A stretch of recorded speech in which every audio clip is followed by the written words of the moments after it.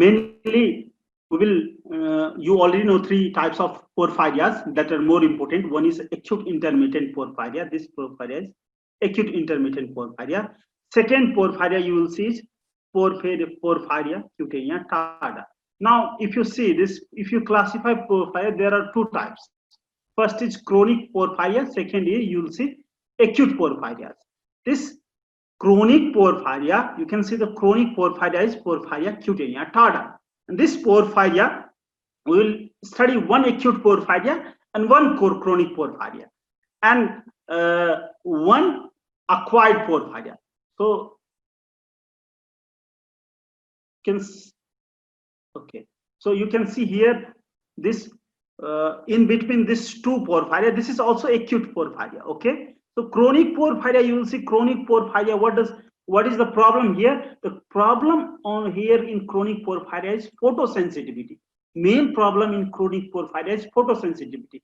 There is nothing called abdominal pain. No abdominal pain is present in chronic porphyria. Patient, even if patient does not visit hospital, no problem. The patient has to stay inside room. But this acute porphyria, it makes patient to visit emergency. And that is why this is acute porphyria. Severe abdominal pain and neurological damage will happen. And I told you what is the center of the pathogenesis of this acute AIP. Which molecule is the center of pathogenesis of this AIP?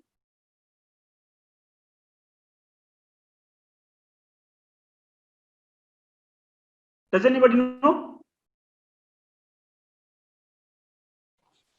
Is it the PBGD deficiency? Yes, it is PBG deficiency. It is enzyme, the molecule that is involved in pathogenesis of AIP is PBG. I told you to remember this PBG like arrow. Don't you remember? It's like arrow. Yes, sir. Poison arrow. Yes, this PBG is very important molecule. This is responsible for pathogenesis. And the enzyme deficiency, again, you remember PBG and PBGD. So if you remember PBG and PBGD, you will remember AIP. And AIP will happen in female of puberty age. It will happen in the female of puberty age. Okay, female of puberty age. And this will have this here. What do you see? This is because of which enzyme deficiency? It is decarboxylase. Oh, okay. The enzyme deficiency is decarboxylase, uroporphyrinogen decarboxylase. So you know this. Focus on this too. This is chronic. What happens? This is a uroporphyria. So uroporphyrin will deposit below skin, and it will actually capture that light photon, and that if it captures light from photon from light, and then emit infrared light, and that will burn the skin, and that is why this is photosensitivity will appear in this condition. Here you will see abdominal pain, severe abdominal pain. Now these are two more important. Now we will also need to talk about other porphyria. Let me talk a little bit about other porphyria as well. So this acute porphyria, if you can see this other acute porphyria, this is called both are congenital erythropoietic porphyria. And then this last is erythropoietic protoporphyria. Erythropoietic proto. There are 7 types of porphyria. If you can see here, there are 7 types of porphyria. 4 plus 4. 1, 2, 3, and then 4, 5, 6, 7. You can see this 4 porphyrias here. You can see here 4 porphyrias. These 3 porphyrias. These 3 porphyrias. These are acute chronic porphyria. Other 4 porphyrias. These are acute porphyria. And this 2 porphyria, it is acute porphyria with photosensitivity also. These are because of deficiency of that oxidase enzyme, that is CPO and PPO deficiency. So this is because of coproporphyrin is because of CPO deficiency, and this variegate porphyria is because of PPO deficiency. These are both are acute porphyria with photosensitivity. These are purely acute porphyria. You will see acute intermittent porphyria is purely protoporphyria.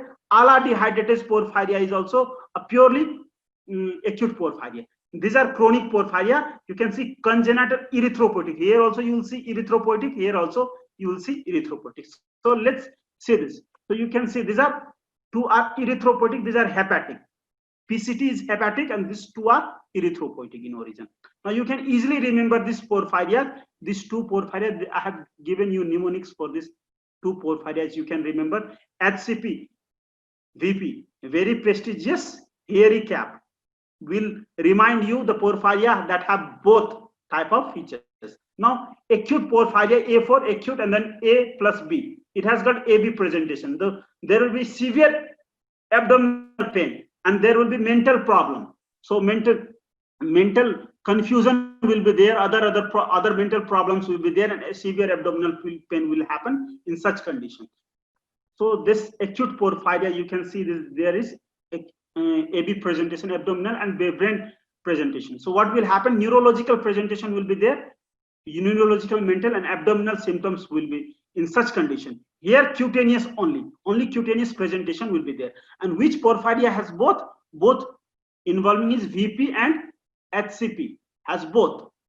And this is also included in acute only, because those acute presentation will make patient reach hospital. So acute, that is why these are also grouped into acute porphyria with cutaneous manifestation also, VP and HCP. So you can see porphyrin, what is the pathogenesis? Porphyrin, that is in chronic porphyria, will absorb light and release them as heat, and that will actually responsible for phototoxicity. That heat is responsible for phototoxicity. So porphyria that causes a skin problem when exposed to light. So these are the porphyrins. You know, porphyrin that is accumulated because this porphyrin is not being converted into other thing. So this porphyrin, 3-porphyrin tetrapyrrole ring will accumulate below skin, and this will absorb light because it has the double bond, and it will release that light as heat, and that is the cause for phototoxicity. Now you can see this classification. You can classify some other way also classification.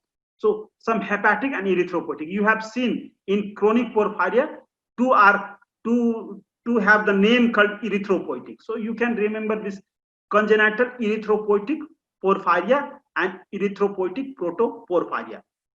So there are two porphyrias you can see. In chronic there are three. This is the most important. We will study nicely about this. There are two more.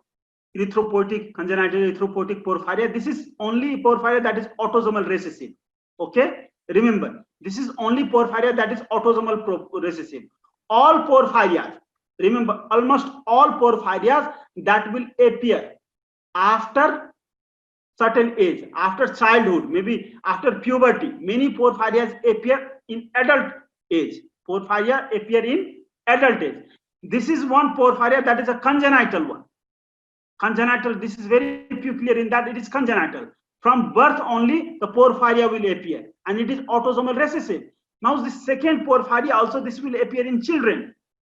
So these two chronic porphyria, among these three chronic porphyria, you will see these two porphyria one will appear in infant, from infant itself, and other will appear in children. But this PCT appears after 40 years of age, and that is how these are very different. So only one chronic porphyria is there that will appear after 40 years of age. Other two porphyria will appear in before childhood only. One in infant, neonate, and other in children. So remember these three chronic porphyria, and these all acute porphyria. They appear in adult only. This appear in puberty age, and these two porphyria will appear after age of 40. So age is very important. After age of 40, these two acute porphyria will appear after age of 40. So did you understand this age? If you Yes, understand, that will be very important to segregate those porphyrias. You will understand porphyria. Now these two are as I told you, these are two are erythropoietic porphyria. One you will see congenital, as name suggests, congenital. It is seen in neonate, and this other erythropoietic protoporphyria, it is seen in child. So it will appear from child only. Acute intermittent porphyria in puberty, and then after 40 years of age, and hereditary coproporphyria also after 40, but it is an acute porphyria. Only 3 are chronic. Among that 3, 2 are erythropoietic porphyria, 1 is PCT, other are acute.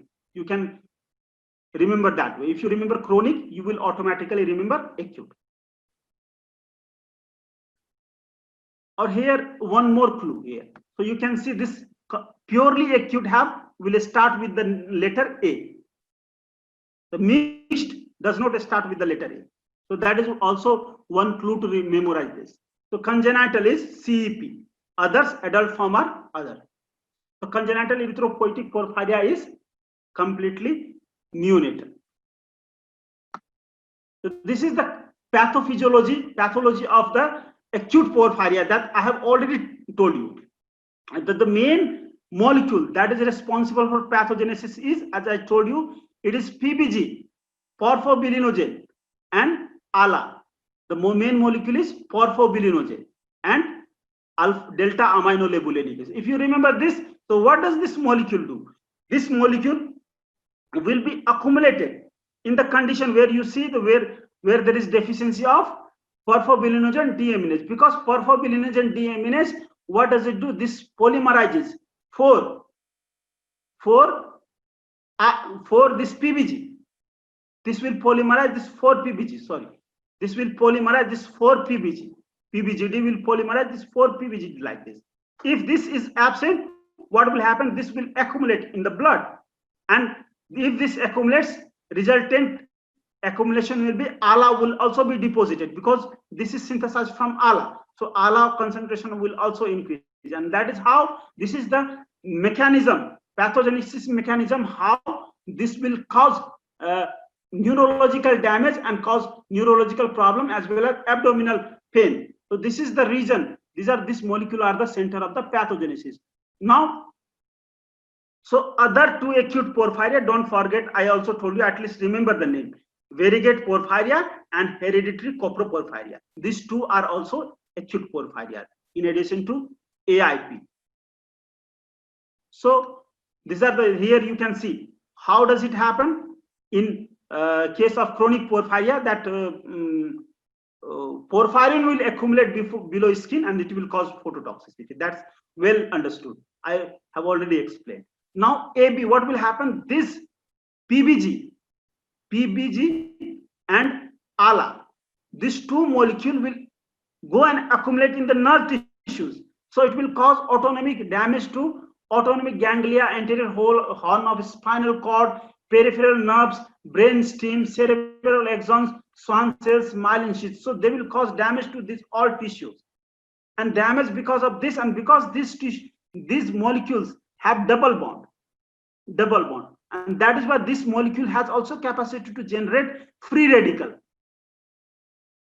So damage mechanism 1, direct, this molecule directly are toxic, and then they can also cause toxic because of reactive oxidant, free radical. So 2 mechanism you can see. So remember, these 2 molecule, ALA and PBG, are the heart of the pathogenesis of this. As we have seen in atherosclerosis, oxidized LDL is the heart of pathogenesis. Here ALA and PBG is the heart of pathogenesis, and that is how neurological axonal damage and axonal degeneration will happen, and that will lead to severe abdominal pain.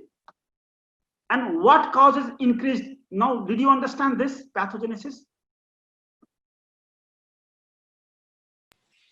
Yes, sir.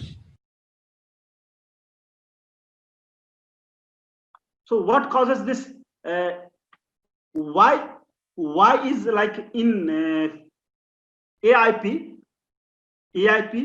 why does porphyria appear only during puberty, not before? The reason is the answer to this question is this. So what happens during puberty? Progesterone level becomes very high, and this progesterone increases the synthesis of what? Synthesis of heme. And if enzyme is deficient, so there will not be inefficient heme synthesis.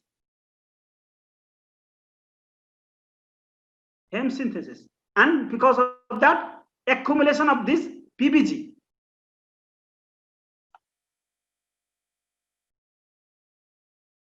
And this accumulation of PBG will cause problem. Did you understand the pathogenesis? Why AIP starts at puberty only? Yes, sir. This is the reason AIP starts during puberty. And these are other factors that will stimulate heme synthesis.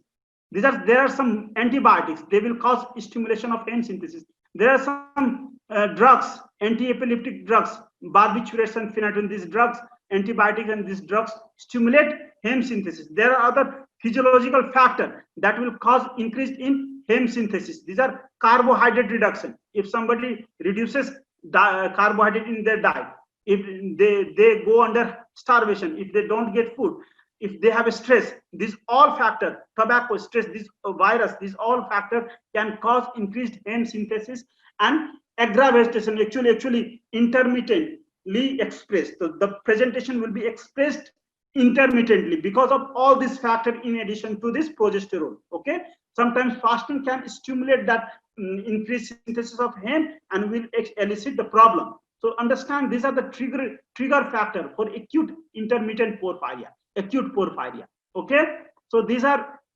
so you can say this increased heme synthesis will happen. This will cause actually, and at the same time, so I have already explained. Even if you don't understand this, no problem. I'm not going. We don't have that much time also. Okay, so don't focus on. Even if you don't understand this much, this slide. And these are the actually list of few drugs that will cause increased stimulation of heme synthesis. That is that. Now let's see we have already discussed many things about porphyria. So these are the porphyria. You can see here, you will see one very important porphyria. Let's not focus more about this ALA dehydratase porphyria. This is maybe one of the least important porphyria. Okay, so let's focus on congenital erythropoietic porphyria. This is because this is the only porphyria which is autosomal recessive, and that is why it expresses right after birth. That is why even in womb, it expresses even in womb and right after birth. So in such patient, you will see the teeth is inward. In no other porphyria, you will see teeth is inward. In this patient, you will see teeth is inward because teeth development happens after birth, or when the baby is in womb. That time only teeth bud starts actually forming. So that is why teeth is involved in this patient. And porphyria cutanea tarda is very important for us. That is why I have marked like this. This is autosomal dominant, and this is most common porphyria. And that is why this is also important, because this is very common porphyria cutanea tarda. You will see bullous photosensitivity. There is difference between so photosensitivity will have bullous formation, a big blister formation. Bulla is big blister. So this bullous, which will cause bullous formation. Now these are other porphyrias you can see. So remember this only as autosomal recessive for the time being. Other, you will see this many autosomal dominant, and remember this as autosomal recessive only for the time being. If you focus on too many, you will be confused. So congenital erythropoietic porphyria is autosomal recessive porphyria. Others are autosomal dominant porphyria. Remember at least that way. Actually, this erythropoietic porphyria, protoporphyria is also autosomal recessive. Both erythropoietic porphyria are autosomal recessive. You can see both erythropoietic porphyria are autosomal recessive. Others are autosomal dominant. So here you will see the enzyme deficiency. This picture also shows the enzyme deficiency. Here is the enzyme is deficient enzyme is uroporphyrin decarboxylase. So you remember this enzyme. Now the enzyme deficient in acute intermittent porphyria is HMBS. Other name is PBG deaminase. Other name of this is PBG deaminase. So this is second important porphyria. A variegate porphyria, we talk little bit about this porphyria. So just remember this and this. If you remember too much, try to remember too much, you'll forget. So remember only these two. So we will do this test. I've already explained you. Urine test, we'll do stool test and blood test to estimate this. And porphyria, patient may be associated with moderate anemia and jaundice, especially in congenital erythropoietic porphyria. Okay, and that jaundice just after birth, what doctors appreciate is that okay, the baby is having jaundice, and doctor put that baby for phototherapy. The treatment of jaundice in newborn baby is phototherapy. Okay, blue light. The baby is exposed under blue light.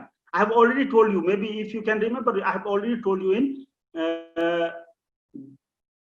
in that hemoglobin start of this hemoglobin only. So the baby will be put under blue light, and then baby will get a 3rd-degree burn if the baby has congenital erythropoietic porphyria. So remember that baby, when newborn baby is there, and if the baby has jaundice, jaundice can be in rare condition because of congenital erythropoietic porphyria. So these are the urine metabolites, these are fecal metabolites, and these are, you can see plasma blood. You will see the major, if you see the, put the light into that blood, you will see the peak, light absorption peak in that blood. So these are the peak where this molecule will show the peak. So you don't have to worry about the peak, just I have given you an overview that you will understand how is this this porphyria is diagnosed in laboratory. So it is, this picture is just to give you a glimpse of that. Now, main important thing what you have to remember is porphyria cutanea tarda. I told you this is a uroporphyria. If it is a uroporphyria, what is accumulated is uroporphyrin 1 and 3 both. You can see uroporphyrin is accumulated here. PCT is uroporphyria, that is why both are accumulated. And AIP is acute porphyria, that is what is accumulated in all acute porphyria. You can see ALA and PBG. So ALA and PBG is accumulated here. So remember this acute porphyria, what is ALA and PBG, you will see chronic porphyria, you will see uroporphyria. And in lead poisoning, you will see coproporphyria. So 3 important things you have to remember. So from the beginning only, if you can focus on those 3, you will remember those all 3 for a longer time. Now, other acute porphyria will also have the same thing, ALA and PBG, ALA and PBG. And chronic porphyria, you can see uroporphyrinogen, copro or protoporphyrinogen. Last porphyrias are protoporphyrias. That is why they have protoporphyrin in their stool. That is very easily conceivable things. So try to be focused from the beginning. So these are the peaks that you can see from this plasma of such patients. So uroporphyrinogen you don't see in stool. Do you see uroporphyrinogen in stool? No. So that is why uroporphyrinogen you will see in urine, coproporphyrin, and that is where name derived. So coproporphyrin is seen in stool. Also protoporphyrin is seen in stool, not in urine. Urine seems normal in protoporphyria because protoporphyrin is completely insoluble in water. So these are the urinary tests. You can see this is the main important thing. This not this erythropoietic protoporphyria. You can see this is 2 are in the urine, and then PCT you will see uroporphyrinogen 1. Okay, because it is uroporphyria. This is ALA. So remember this too. Now you can remember this through this mnemonics I have created, but you don't know. Do you need this mnemonics right now? Will be nice, sir. Okay, so you can remember the CEP. CEP is, you can remember like CAP. So CAP is, this is European CAP. So this congenital erythropoietic porphyria has Euro. So you can see congenital erythropoietic porphyria has uroporphyria. So other porphyria, you can remember other porphyria in urine. This porphyria will have congenital erythro 1. And then this PCT will have Euro 3. These 2 are uroporphyrias. This will have 3, and this will pocket, PCT for pocket has 3 mark. So you can put a visual mnemonics like that. So this is hairy, very prestigious hairy cap. So very prestigious VP, variegate porphyria, and prestigious, very prestigious hairy HCP, hairy cap.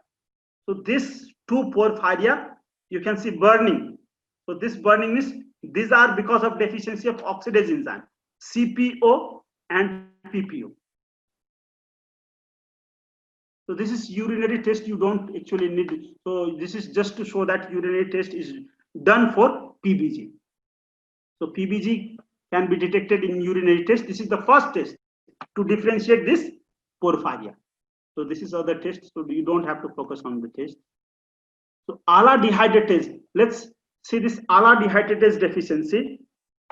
Porphyria will happen in many conditions. So actually, ALA dehydratase, the enzyme.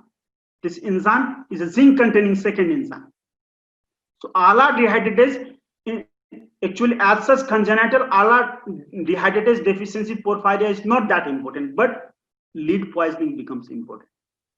So lead will inhibit this ALA dehydratase enzyme. This is second enzyme that converts ALA into PBG. And then other enzymes that lead inhibits is ferrochelatase. There are two enzymes.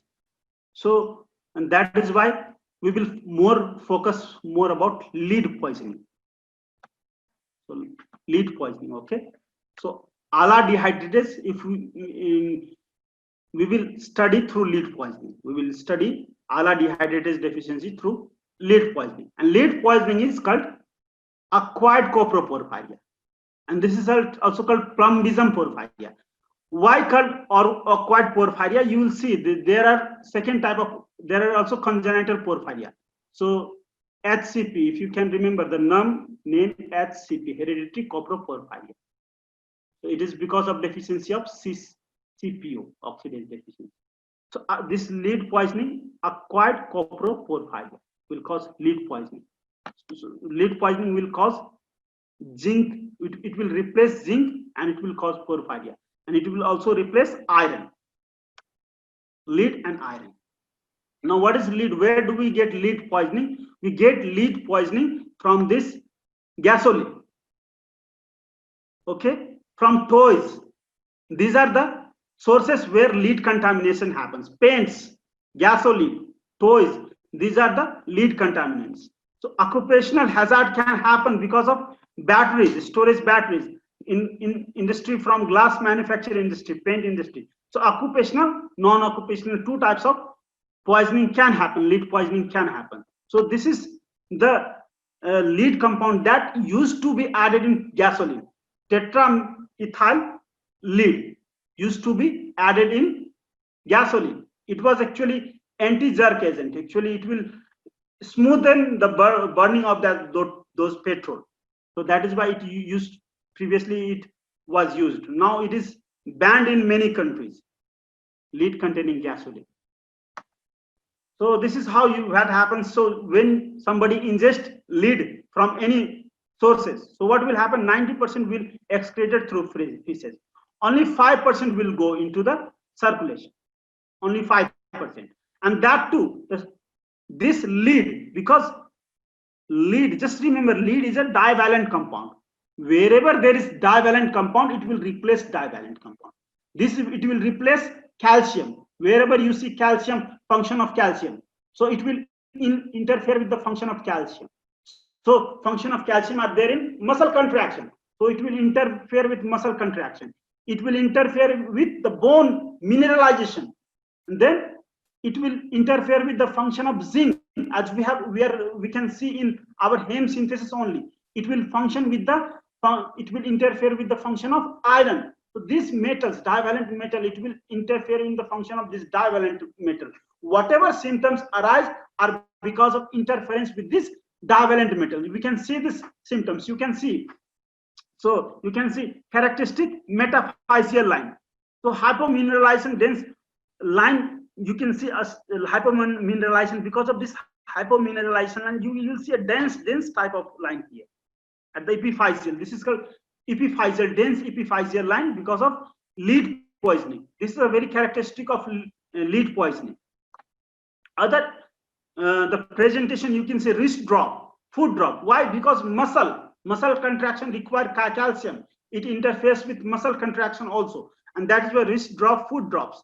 And pain, abdominal pain, again some problem will cause interfere with these minerals, calcium and those minerals, and that is how it will interfere with the contraction of the muscle, or it will cause more contraction. So these are the problem. Constipation, obstinate, very severe constipation. You know that bowel movement also require calcium, so that is why it will interfere with that calcium action also during that bowel movement. That is why very severe constipation. So bowel function is interfered, muscle function, you can say smooth muscle function is interfered, skeletal muscle function is interfered. Now what are other problem? You will see anemia. Anemia because of heme synthesis is interfered, and these are the other presentation that is related to CNS. So insomnia, headache, mental confusion, delirium, because calcium is required for many things. So if it inhibits calcium, it will cause CNS problem also. So did you understand this lead poisoning, pathogenesis of this lead poisoning? Yes, sir. So it will interfere with the function of smooth muscle, skeletal muscle, bone mineralization, CNS function, all. So you can see fatigue, headache, instability, metallic taste, so uneasy stomach, poor appetite, weight loss, reproductive problems. You know, the reproductive system requires zinc, so reproductive problems. Now you can see what is the diagnosis. So how do you diagnose this lead problem? So this in lead poisoning, this coproporphyria is very high. So that is why from the beginning I'm telling you this is an acquired coproporphyria. The coproporphyrin level is very high in lead poisoning. And in addition to this coproporphyrin, ALA will also rise. ALA, alpha libulinic acid, will also high, because it will inhibit which? It will inhibit PBGD. Not PBGD, ALA-D, ALA-D. This is a zinc containing enzyme, second enzyme, and it will convert ALA to PBG. So that is why, because of inhibition of this enzyme, there will be accumulation of ALA also, and it will also inhibit incorporation of iron. That is why, because of this, there will be accumulation of other porphyrias, especially coproporphyrias, and this aminolibulin lead concentration in blood will be high, and basophilic stippling in RBC is very peculiar to this lead poisoning. Basophilic stippling. What is basophilic stippling? I'll tell you. So you can see. So these are the basophilic stippling is this. You can see the accumulation of this blue dot of this. What happens is, here you can see this basophilic stippling actually happens in other conditions. So when we study thalassemia, it happens in thalassemia also, other megaloblastic anemia also. Okay. So you can see this basophilic blue color accumulation of this. So it is nothing but accumulation of this hemoglobin clumping. This is like accumulation of hemoglobin clumping type of things, unstable hemoglobin that will clump together. This is called stippling, basophilic stippling, and this is a very peculiar feature that you can see in blood picture. Now, how do you treat? You add some chelating agent, penicillamine, and then saline purge. You remove all the lead what is consumed. You remove the lead from the intestine, and then you add the chelating agent that will actually bind with that lead, and it will excrete that lead to the urine. So this penicillamide, deep penicillamide, is an important therapy for lead. So just do this question. 25-year-old man who works as an automobile manufacturing plant presents to his physician with constipation, pallor, fatigue. Laboratory analysis shows microcytic anemia with MCV, mean corpuscular volume is 69. Urinary excretion of which substrate will likely be seen in this patient? Constipation, pallor, fatigue. A. Yes, coproporphyria, because this is lead poisoning. I told you that microcytic anemia. I told you regarding microcytic anemia. If there is any problem in synthesis of heme or globin, if there is interference in synthesis of heme or globin, this will cause what? Microcytic anemia. Okay, microcytic anemia. So this is microcytic. Lead poisoning can cause microcytic anemia. Remember this very important: microcytic and megakaryocytic. These two types of anemia is there: megaloblastic and microcytic anemia. So megaloblastic anemia happens because of defect in S phase, and this happens because of defect in G1 phase. Of this question, 2-year-old boy comes to hospital with abdominal pain. His parents say that this started suddenly this morning and gotten progressively worse. They note that over the last week he has not wanted to eat much, lack of like anorexia, and has not had a bowel movement for 3 to 4 days. They live in an old house that they are trying to renovate. However, there are rooms with paint that is chipping. If present in the urine, which of the following would be most specific for the diagnosis? B. Again B. Okay, this is again lead poisoning. Wherever you see lead poisoning, coproporphyrin is the very characteristic of the coproporphyrin. I have already given you the diagnostic criteria. So acute intermittent, second important thing. So acute intermittent porphyria, you will see it is because of autosomal dominant. All are autosomal dominant except erythropoietic porphyrias. These are recessive. Congenital erythropoietic and erythropoietic protoporphyria. These are recessive. So severe attacks begin in childhood, but actually it attacks at acute porphyria. But in rare cases or homozygote cases only, it will begin in childhood. But it is usually start at puberty. This is very important finding. Now you can see multi-system involvement, because this is PBG is accumulated everywhere in the nerve, ganglion nerves. That is why there will be multi-system involvement. And then you can see the patient will have during porphyria attack, the patient will have severe vomiting, nausea, abdominal pain. These are severe attacks that lead this patient to emergency. So severe constipation, tachycardias, this many organ involvement, heart involvement, intestine. So these are liver, all the organ involvement happens. And then severe abdominal nausea, abdominal pain, nausea, vomiting, visceral organ involvement. This all causes this patient to go to emergency. So these are the differential diagnosis.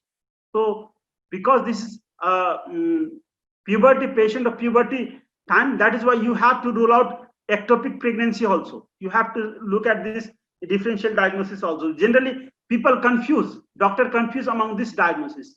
So you have to consider acute intermittent porphyria as well for such patients. So you can see this organ gastrointestinal involvement, CNS involvement, cardiovascular involvement. These are the presentation, respiratory involvement and renal involvement you will see. So all this multi-system involvement. So these are the finding. You can see female is 60 to 80% is female. Sometimes question can give you male also. So never confuse, never expect that always there will be female. So female of puberty age is the most predominant, 60 to 80%. Other male can be involved. So it is very rare, but male can be involved. So these are the presentations. So abdominal pain, you can see in 80 to 85 to 95, abdominal pain is there. Nausea, vomiting, about 50% to 80% there is nausea, vomiting. Obstipation means severe constipation. You will see in 50 to 80%. So these are the presentation you will see in most of the patients. And then neurological manifestation. So pain in extremities, back, chest, head, paresis, and respiratory palsy. These are the presentation. Neurological presentation, neuropsychiatric presentation can happen. So patient cry, sometimes patient cry in loneliness, depression type of episodes will hit the patient. So these are the presentation, multi-system, neurological and abdominal presentation you will see. So just can you read this case of acute intermittent porphyria? We report on a 20-year-old patient with 6-month history of recurrent abdominal pain, 3-day history of vomiting, hypertension, seizure, encephalopathy. Brain MRI shows posterior reversible encephalopathy syndrome. Comprehensive CSF studies were negative. So because of severe abdominal pain without a definite etiology, so we sent, I've taken case from one online sources. So it is a present actually published case. Urine porphyrinogen is very high. PBG, porphyrinogen is very high, and serum and fecal porphyrin, which suggested acute intermittent porphyria. Because of this is very elevated, that is why it suggested this. Now patient had a complete resolution of her symptom with carbohydrate loading. I told you carbohydrate aggravate and then high caloric diet. Acute intermittent porphyria is potentially life threatening without proper management. Prevention of triggers if it is not recognized. So prevention of triggers is very important in such condition. So you can see, so you will not understand right now this brain scanning. So don't focus on this brain scanning also, just go for the question. 27-year-old man comes to emergency department with diffuse abdominal pain that started this morning. He says that he normally is in great health and take no medications. He has never experienced abdominal pain like this before. Abdominal examination reveals diffuse abdominal tenderness without rebound guarding. He has no tenderness at the costovertebral angle. A sample of urine is collected for the urine analysis, which is red in color. Urine analysis does not show any abnormalities or crystals. It is positive for elevated PBG. Again, what is the most likely diagnosis? B. Again is acute intermittent porphyria. So it cannot be lead poisoning, because lead poisoning has food drops, obstipation also is there, constipation, but food drops, other presentations are there. Now rhabdomyolysis different, porphyria cutaneous tarda is completely chronic condition. So just look at this question also. 21-year-old woman comes to the hospital with severe abdominal pain that is started this morning. She is good health and takes no medications. She is not currently sexually active. So why is this given? In order to exclude ectopic pregnancy. Okay, not sexually. Her last menses was 14 days ago. Right before she come to hospital, she noticed bright red urine. She denies any flank pain, other musculoskeletal problem in order to rule out lead poisoning. Musculoskeletal problem is in lead poisoning. She has not had symptoms like this in past. This is the first manifestation. Urine analysis is negative for blood, but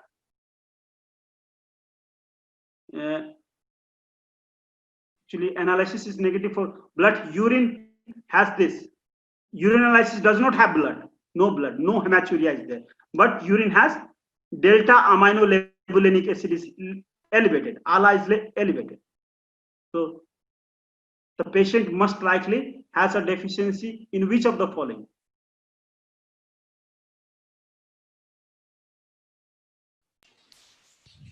Would it be B?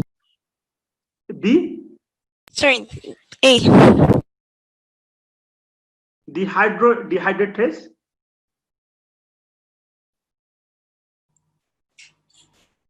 It is acute intermittent porphyria. It is E. B, sorry, D. P, B, G, D deficiency.